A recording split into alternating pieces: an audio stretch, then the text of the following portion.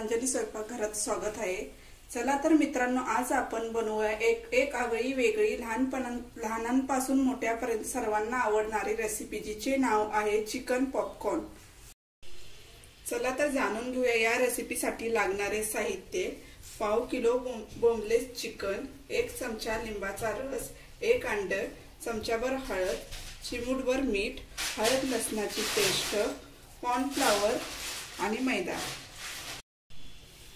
चला तर chicken marinate करायला घेऊया। हळद, चवीपुरते मीठ, आलं लसूण, कॉर्नफ्लॉवर, लिंबाचा रस, अंड्याचा पांढरा बलक घेतोय आपण, 1 चमचा टाकूया।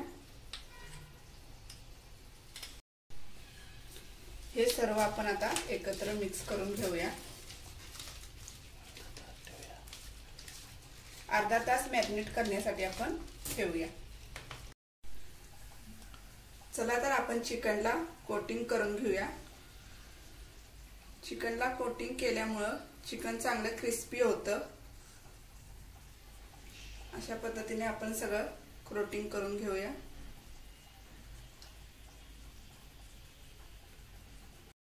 चला तर कढईत आपले तेल टाकून घेऊया आपण।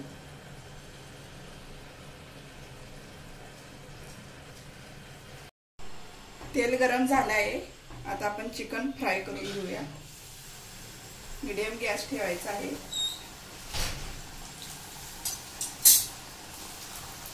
आपण एक तास चिकन तेलात टाकून घेऊया।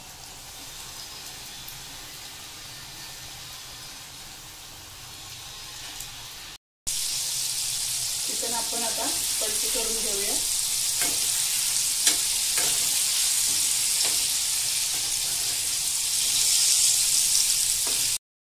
चला तर आपली चिकन पॉपकॉर्न रेसिपी तयार आहे। ही पॉपकॉर्न आपण मायोनी बरोबर किंवा सॉस बरोबर पण खाऊ शकतो। रेसिपी आवडली असेल तर लाईक शेअर करा।